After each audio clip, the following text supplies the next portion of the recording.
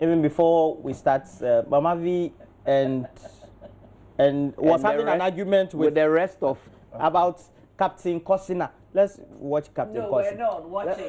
Let's have a quick look at Captain Kosina and Eva. Is your wedding coming up? Maybe your pre-photos that we can show. No, we just want Captain to put things Kosina into put his perspective. out in 2007. The truth is that the Church of Pentecost has issued a directive to all members. The good news is the director is a pastor, so let's see if he's truly going to show It's it. pictures like this. Wow. They have sensual, provocative. Yes. They are suggesting that this is not how to save a date. Please, if you want to have pre-wedding shoot, something like this, it's not nice. How can you do? Church of Pentecost is frowning on this. Just look at this. Save the date. Captain Kosina, words Eva. These are very unfair comments. Of December 2017, Army Mess. This is you guys saying that these people belong to the Church of Pentecost. No, that's not what we are saying. That's the assumption. The Church of Pentecost Directive has raised a big conversation about the question of secularism and its battle against spiritualism, a battle against the church. And who's winning?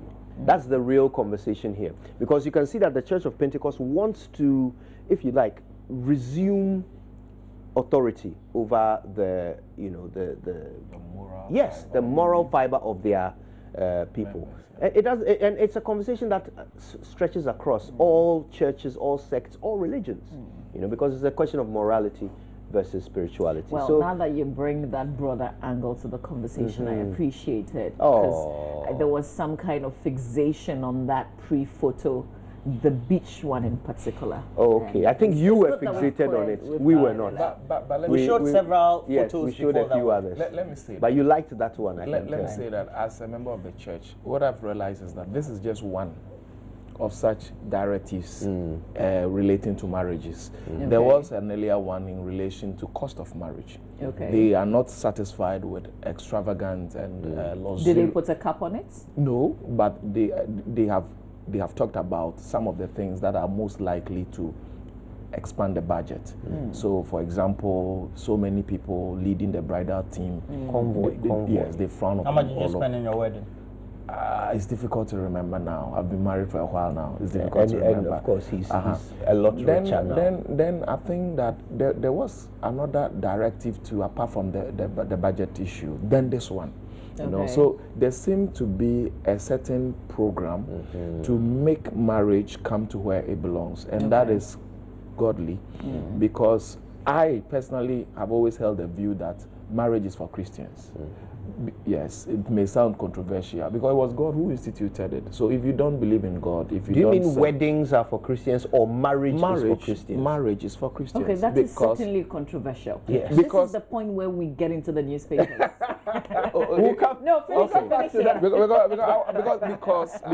Because if we do believe that God is the one who instituted marriage. We'll let him learn. If God is the one who instituted marriage, then it must be done in accordance with his will. That's my point. So if you don't believe in a God, how can you take up what he has instituted? That's it. So you can't pick and choose. So you would like to exclude those who are not who don't believe in a God marriage at all, because we don't know marriage from anywhere apart from what God. This is where I put a cup on your lips. Sure, don't talk. Sure. Then I think we also need to stop using the calendar. Christians need to stop using the calendar. Why? Because it belongs to another religion. Oh, okay. Anyways, let's move on. I thought God was the one who brought time and seasons. But not the calendar. It was created by another religion. Shina B. Benji, the way you've been going about things lately. Can I just before we do the news? Can I say a happy birthday? Okay, first of all, let me tell you that I was saying Odumase Kobo on Saturday. You were going, you didn't tell us. I think that was bad. Well, yeah, I apologize, but I couldn't have missed Chematin Ejakon's final. We're glad thing. you I couldn't have represented missed it. Yeah. Couldn't have. Considering the kind of relationship that we all, developed with him. So, but it was a nice final farewell, really. Everybody, like the whole seat of government was there. Krobo Odumase Krobo. Was the Kennedy president, Japan the there? vice, yes. Okay, then that's good. Because he said he was going to be there. And he was indeed. Kennedy Japan. Okay, okay. He was indeed. That's great. So he's back from China. Perhaps. President's wife, the vice president, the speaker of parliament. I saw the first deputy speaker of parliament, John Sewusu. Is it Hassan? And then it's a kind of flag. Oh, okay. And then I saw Dan Kwekuboche, who says he watches the show. So hello to you guys. Oh, yeah. He said hello to all of you. We are also big fans of his. So very important persons. I mean, including you. Yeah, including my small cell. But it was Wow. I think what is going viral a little bit, I'm not sure it's reached the viral point, is the tribute read by Mrs. Josephine Ejako. The bit about the husband was eloquent and, you know, he was nice. Every woman wanted to be his wife. Yeah. Because that got everybody in the church laughing. Yeah. Oh. Yeah. So we say may his soul rest in peace. No, that's a sister. Okay, she talked about his health status. Yeah. Right? Yeah. And for me, that was a revelation because I didn't know that he had that particular kind of ailment. And let me just say that previously I'd written about politicians taking a break. Okay. If you are close to politicians, of course, having worked with you guys, then I realized that your schedules are also perhaps more tedious than politicians. But you know the thing about Mr. Jacko, he took care of himself. Wow. And you know, but that's the shocker sometimes. Because sometimes you're not expecting it because of how the people are careful about themselves. And he really took care of himself. Yeah. That's great. Yeah. And we have to say that much publicly. I know. Publicly, he never had issues about his health and many, because he's been on the show and said because he wanted those information he would give out to be pointers for everybody who is watching to also take care of themselves. So it's not as if that he was somebody who was very lax with his health, didn't take care of it. But you know, nature is such a way that your body is just what it is. It's not a machine. So. And that was a great example he set, you know, by, you know, not being concerned about, you know, a lot of Ghanaians don't talk about their conditions because they fear some sort of stigma. And to me, we all need to battle that. Because the more information we share with each other about our conditions, the more you could end up saving someone else's life by inspiring them to live right. That's what the Sugar Project is all about. Oh, is this it? Is this? Yeah, that's it. It just passed. That's what got everybody laughing, including. She even resembles the man. If you look at his face carefully, her face carefully, she resembles the man. Yes. Oh, okay. I don't know if you can see. I see a certain. They say when you live together with someone for a long time, you start resembling them. But also in this particular tribute, I guess because of the rumors, you know, there were a lot of rumors. She put quite a bit of it to rest because she did say in that tribute that indeed they didn't live together for a while. You know, lots of things have come up.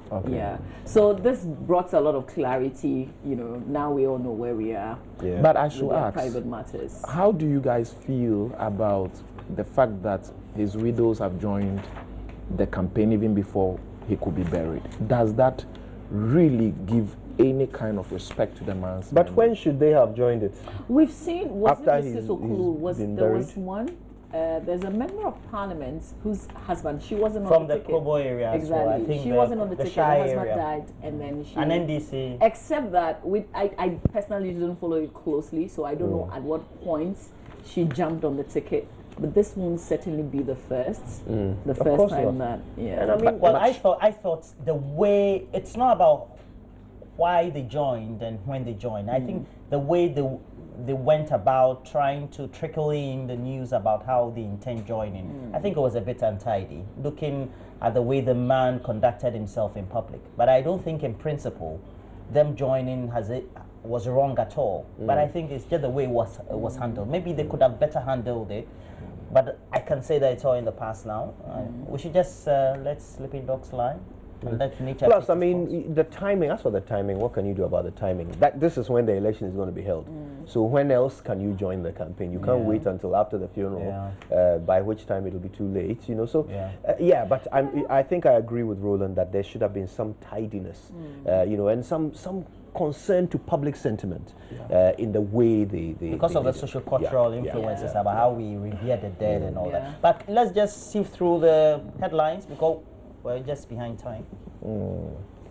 I'm looking at the Daily Graphic. It's got a great picture of the president at the enskinment of the Yana, or the, what's the correct word, investiture of the Yana, wearing his wonderful yellow outfit, which has some significance. Gone viral, but now we're learning a lot of things about it. The trousers, though, honestly, what do they keep in the middle of it? Anyway, the Daily Graphic about has... the color until... Yes, the color is Mama about peace, apparently. Is it in the tradition of the Dagbon people, yellow means something? Yes, peace. For Dagbon? I believe so. Or I don't know whether it's for Dagbon or whether nature, it's or just generally. But yellow means I wanted to know whether it's Europeans and they are... No, this has nothing to do with Europe. There was something I was reading about it. Yeah. So for me, I mean, I think it's good that he sought to dress in a way that is significant. You know, that is important. So you should try to send a good message with everything you do. And he but sought when to do I that saw it, I his thought outfit. he was looking a little funny. Most of us started laughing. It was later that we got good shots. Then we realized that it was not as bad. But the initial pictures... I think that it's also good because now it is helping us learn a lot more about the culture. Tradition that we didn't know before. Okay. Yes. But there is some comic value to it. I mean, that center piece of the trousers, it belongs in the Hall of Fame. Not new. I've seen other tribes wear something similar. I think that sometimes we have to be truthful. The president wore the thing. I shared it on my social media or Facebook especially. Nana Ojiri Hesse works with the presidency and all. Many of them are my friends. So I loved the symbolism of what the president wore and the picture. But I think that going forward, is it costumers or people who look at his wardrobe? Stylists. Yeah, because the president is not a tall man, so he's not somebody who imposes his personality when he appears through the door. So sometimes we need to take cognizance of that and how we clothe him or attire him. Why do I disagree with you on this one? Well, because I think he stood out. So if that's the argument, he was noticed. I mean, standing out in a funny way shouldn't be the only goal. You should stand out and look good, right? Yeah. Okay. Let me say something. No, we're not saying the president didn't look good, but it's just that it's you are not saying that. Okay, no, I won't say. I was going to say something. It looked a bit funny. Okay, all right. Okay, you won't say it anymore. No. Yeah, sure. You wanted to say that he looked like... For the first time, no, you wanted to say that he looked like MC Hammer. No. Okay, let's move on. No, that's yours. So the Yana... No matter how he dresses, people will say something. No. I think the president dresses well. Look, the president wears some of the best Italian suits I've ever seen. But and when he wears African shirts, they look great. I've said so here. I've even talked about his designer. He wears Brioni suits. Hey, those are exclusive. Brioni. But I'm surprised because he also wears some Ghanaian designers. And I love his shoes, especially. He likes wearing Kojo's sort of shoes, the buckles. Okay. Yeah, I got one over the weekend. But when it comes Friday, to dressing, we've seen some of our presidents who really dress. President Kufuor dresses very well. Oh, he has. President Mahamas dressed very well. I don't think Kufuor also dresses very well. Very well in terms of dressing. All right, so let's go to the informer. All right. Daily Graphic has these. So Yana and Skinman sets Dagbon agog, and that's it set the whole country agog, including us. Consolidate peace in Dagbon. Security experts tell government and the Yana. Shut down Shangzi Mining Company. Concerned youth of Talency. I wish we could talk a bit about this later if we have time. US and UK investigators in town to assist locate kidnapped girls. Also, fear and panic grip Takrade. That's a related story. And on the back page, MOFA to distribute 300,000 tons of fertilizers to farmers. Also, enact law for establishment of bone banks. Wow. Interesting issue there. Bone banks. That's a new trend in world medicine. But there you go. That's the Daily Graphic. Okay, the Ghanaian Times. Government asks 8 CEOs ordered to retire by March 2019. Story on page 16. Police grab 15 in connection with Takoradi kidnappings. Then Christian Council initiate moves towards self-regulation of churches to check doomsday prophets. President sends congratulatory message to President Tshisekedi of DR Congo. Then back page, parts of church building collapse on vehicle. Then crisis communication cause for maritime practitioners ends. That should be it for the Ghanaian Times. Okay, so I do 3 newspapers in a row. I start with the Daily Dispatch newspaper. Has on the front page, I am for development and peace in Dagbon. Yana, why the SEC moved on Men's Gold after 4 years? Bank customers were sending millions to Men's Gold. Okay, I've always had this view that the shareholders of the banks and the directors were just worried about the monies that were taken out of the accounts that were not coming back. And regulation was also needed in that perspective. People hate Freemasons but carry Masons' blood. Grand Lodge. I had that argument on Friday. Isaac Osei and 7 other CEOs asked to retire in 60 days. Okay, so you have the back page bringing to you more expansion on that story on the front page of the Daily Dispatch. Now let's go to the Daily Guide newspaper. Has on the front page, Nana shines in Dagbang costume. Huge crowd at Ejakon's funeral. You can see in the Mama View Sobwaji, who represented the EM show team, standing beside the vice president. I saw your picture on Ghana Web, so that's why. That's how come I got to know that you went. Coco and Yudaho. We had a great conversation. Ministry endorses Ghana First. 15 kidnappers arrested. On the back page, NYA boss draws positives from multipurpose centers. Government didn't disappoint. Sellers backs satellite to succeed, and Kotoko train under floodlights. But the last paper I'm looking at is the Informer. It has on the front page, Akufo-Addo advises Yana. That's the Informer newspaper. And then we also have Akufo-Addo boy goes mad, calls his Yedun Ketia buffoon over Hope Sinadoye's vulgar wedding that lands him in hell. What a headline. You have a picture there of Fadi Dabusi. Nana-Addo fires 8 over age chief executives. The main story. Avoid saboteurs, conflictpreneurs to safeguard the peace of Dagbon. Nana-Addo advises Yana. And the other story we have, MPP MP warns government. Fix Teshi roads or else.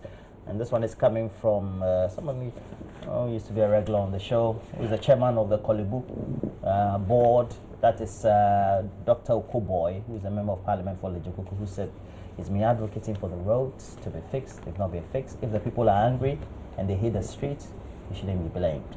The Find the newspaper front page unites behind new Yana. President appeals to all sons and daughters of Dagbang. Yendi residents excited at selection coronation of new Yana. Police arrest more suspects over Takoradi kidnapping. 6 NDC flag bearer aspirants petition party over printing of ballots. Voters register included. USA, UK ready to assist investigations into 3 kidnapped girls. These are the headlines when you grab the Find a newspaper. Okay, the Daily Statesman. Michael Kwe champions paperless parliament. In pictures, coronation of Yana in Yendi. The word is Yana or Yana. Okay. $100 million rip-off hits GNPC. Fallout from NDC's shady ENI gas deal. Peace at last in Dagbon. Dagomba kingdom on road to resurrection. That should be great. So then you have the pictures of the coronation. Lovely. All right, then why don't I do the Gold Street business very quickly. Ghana records balance of payments deficit for 2018. External deficit puts pressure on the city. I guess we expected that. Rice production receives boost. Recoveries from liquidated banks unlikely. Failed banks overstated assets, etc., claims KPMG report. And that is not good news for the workers of these banks who are waiting patiently for the money that they are due. President Lord's Ketekrachi Timber Recovery Limited is on the back page. And ZPay marks 5 years of success. That does it for the Gold Street business. be it for the newspapers. Oh, yeah. We can dig into some of the stories. Shall we talk about the Shangzi, or do you have one you want to do? I was just, just a quick one on the CEOs? No, on the Tani girls, the kidnapped Tani girls. Now, I'm picking this from the Finder. At least 8 persons have been arrested in the eastern region over the kidnapping of 3 girls in the western region. The Odumasi Police Commander ASP Harry Salome, who confirmed the arrests, said the operation was carried out jointly with the Takoradi Police Command. The suspects have been sent to the National CID headquarters for further investigations. And we also know that the CID visited the family of the 3 girls. So finally, eventually, that's it. We're seeing the involvement of the national headquarters in this exercise, and with the arrest of these 8, at least it gives some kind of confidence. We know that they really wanted to get the girls back, and in the end, that's what we were aiming at. Did I hear? I don't know whether I saw some news stories about how the police is courting the involvement of the UK and US police. Yeah, it's also another story here. UK, US ready to assist investigations. Apparently, because they are I remember in town, during the World according to the Daily Graphic, to bring in their dogs, so it's not bad. But I don't think that, or I wasn't thinking that this particular issue will overwhelm us. Because has it? Of course, to the point that we are bringing in US and British experts, then it has overwhelmed us. Not even that, to the extent that August, December, we're still here today, and we haven't been this serious. It has. And I do feel that if you look at what other countries are dealing with, like the Nigeria, Boko Haram, you look at what is happening at the Delta regions, then if we begin to experience something of that level, may not happen, but if we get to that point, then we will be completely vanquished. Because if 3 kidnapped girls, you already have the suspect in custody, and it does appear we are in despair, then I think that we need to quickly cover our backs before we get there. Because whether we like it or not, Ghana is rich, Ghana is prosperous. We have a lot of the things that most criminals will be interested in. Even if they are not interested in what we have, our peace is such that they may want to use our platform as a launching pad for their activities. Let's say they go do it somewhere and come and hide here. And if we don't have what it takes to fish them out, then it's serious. Somebody said something on the news file, that's Afenyo Markins. He said we should be careful that we don't make false arrests for the sake of pacifying the crime public. So I do hope that there's 15 people who have been arrested. These are genuine leads. These are people who are most likely to get us somewhere. And because a lot of information have been thrown to the public this weekend. US and British are coming. The kidnapper is now talking. The girls are alive. Suddenly, I do hope that really it is not to pacify us. So there's fake news in there as well. So you just have to be careful the source of your information. Sure. Yeah, well, so you don't go rebroadcasting. Before Kojo comes in, because I know that he followed all the issues relatively, I think we all need to agree that the way the police and the other quasi-investigative agencies of government operate needs to change.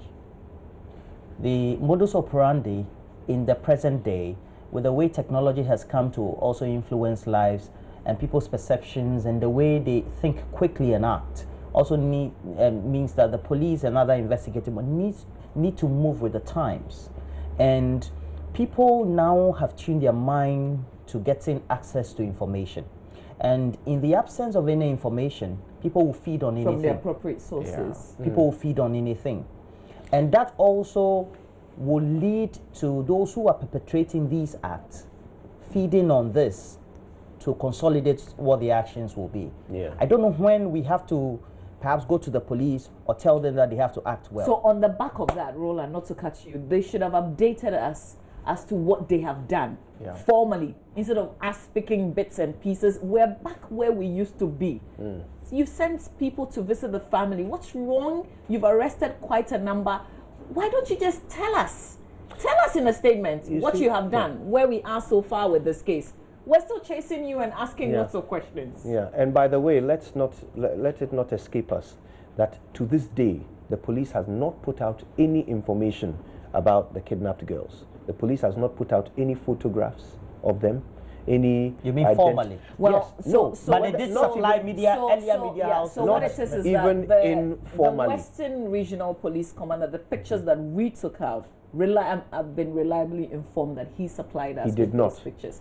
He did not. That's what I the pictures was that told. we put. That was a communication. The pictures that you are came seeing from on Israel Lai. I am correcting that because Natalia, Kwanzaa, and I sent those pictures to the JoyNews platform. Really? Yes. We got them from the social media pages of these girls. We were led there by the families of these girls. We found those pictures on social media, sent them to the JoyNews team. Police and didn't, we put them police didn't give That's why I'm telling pictures. you that not even informally, they have not put any information out there about the kidnapped girls. Well, Let they that did, not they be did lost hold a press on us. conference. Okay, so perhaps when I say information, I mean, is it biometric? No, I mean... Bio yes, details. They have given information about their investigations. That's what they did in the press conference. But they haven't given information about the specific the girls. victims. I think I have to side with Mamafi. I heard in a formal statement by the police commander of the Western Region saying that the Daily Guide, this newspaper that first published the pictures, I don't know whether the same pictures were circulating, said they had made the inquiries earlier and they supplied the pictures. But they didn't first publish them. So the Daily Guide went to the police, asked for information, and got that information. The police didn't go to the Daily Guide. Yeah, sure. You understand? The police did not supply that information. Daily Guide went to retrieve that information from the police. And that's a problem. And they were not the first to publish it. We were. Okay, so in reality, the police themselves, in terms of leading in the management of information, they haven't done that. I just wanted to quickly say, there is a lot that we need to consider in this investigation. First of all, it goes far beyond kidnapping into people trafficking. Okay? Because, look, they were all girls. They didn't kidnap any boys, just girls. They didn't kidnap children of rich people or people of prominence who will immediately rally funds to go and pay. So it wasn't for ransom. If it was for ransom, they would have kidnapped rich kids. So they are not interested in the ransom. That small money that they are sending by motor, that's not why they grabbed human beings. It's for trafficking.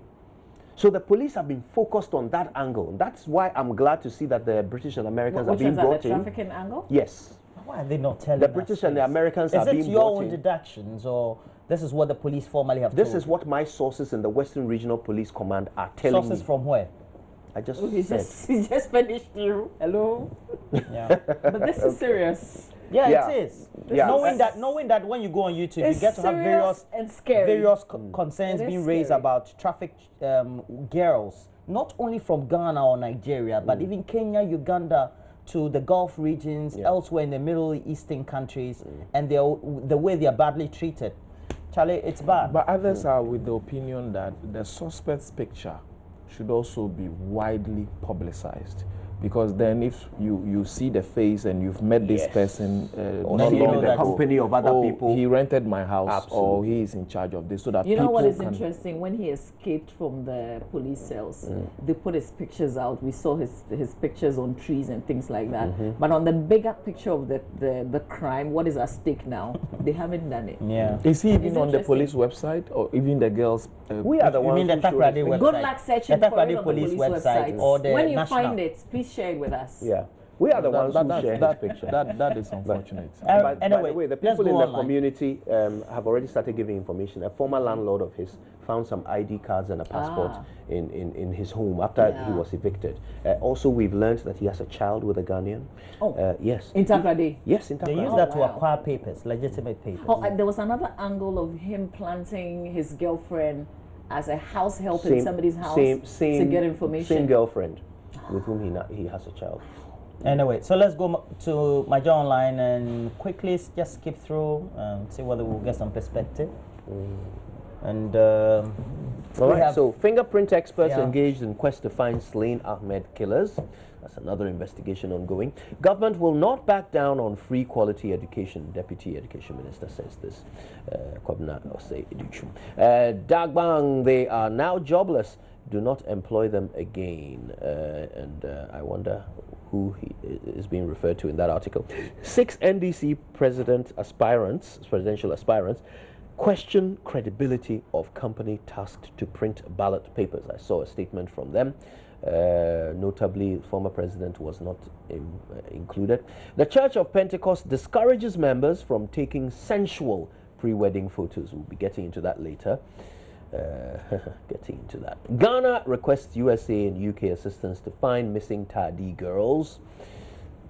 Hope as gender minister reveals missing Takrady girls are alive.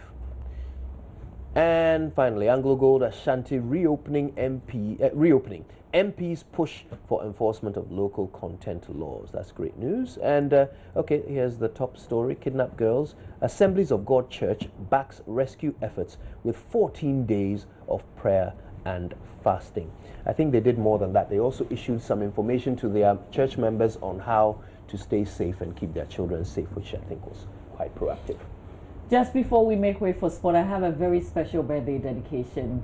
Mr. Joe Beduansa, former member of parliament for Kwesi Mintim in the Western region. It's your birthday today. Happy birthday to you. Happy birthday. He's a very good friend of mine, Mr. Joe Beduansa. Happy birthday to you. Very good friend of Mamavi. Please, Uncle Joe, have a happy birthday. You know, we all love you, right? Stay with us. We'll bring you sports. There's a lot of updates on the Australian Open, which ended with a record. Djokovic giving us that record, 7 times winning that. Lot of details coming out. Spurs out of the FA Cup. Stay with us. Benedict and Selwyn are here with sports.